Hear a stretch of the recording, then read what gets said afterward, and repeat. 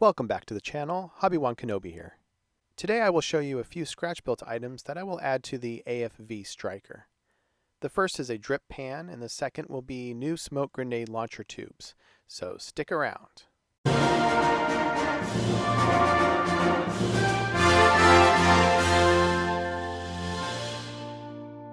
Having built a few Stryker models, I've always been interested in making a drip pan, as seen in this photo.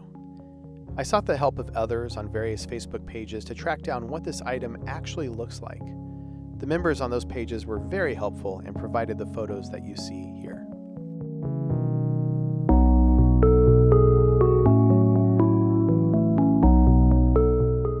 I found that the diameter matched the size of a tattoo ink cup I already had available. I bought a pack of these in various sizes from Amazon to use as placeholders for super glue, and they have worked great for that purpose. Removing the lip and sanding it down, I was able to achieve the right look without having to create a ring out of styrene. Next, I glued this ring to a thin sheet of plastic styrene and shaped the piece with sanding sticks. In this photo, you can see I bent a piece of brass rod for the handle and added another strip of plastic and an even thinner piece of brass rod for yet another handle.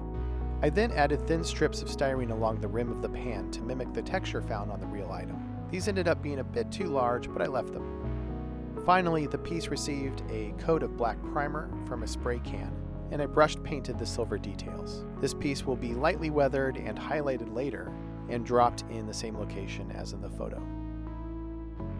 Next, I decided to create new smoke grenade launcher tubes. The last time I made these tubes without grenades, I simply drilled out the pieces provided in the kit. The drilled out version looks good, but I really wanted to work with aluminum tubing and see what I could do. I needed a few tools for this: a small circular file and a small square file, an X-Acto blade, sanding sticks, and I ended up using my Tamiya electric handy drill. This drill costs about 20 bucks, and although it isn't at all powerful, it is actually kind of neat because it needs to be assembled just like any other Tamiya kit. I am glad to have finally found a use for it in this project. I decided to use K&S aluminum tubing since aluminum would be easier to cut than brass. The size I use here is the 2.38mm. This size tubing would ultimately be slightly too large, so be sure to get a smaller size for your own project.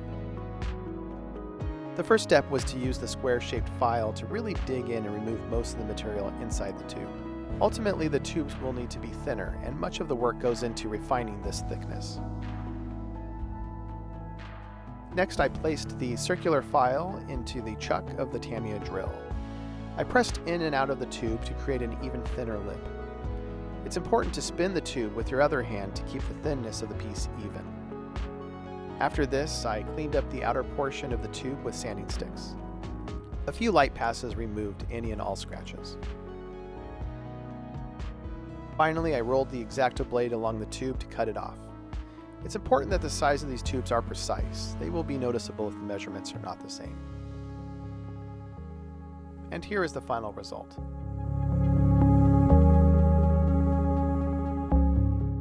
As you can see in this photo, the model has progressed nicely at the time this video was made. In the next video, I plan to place decals on the model, or I might even start showing you progress on the base that I have planned for this kit. Well, that does it for this video. Thanks so much for watching. Please hit subscribe, please give a thumbs up, and I'll see you in the next video. Bye.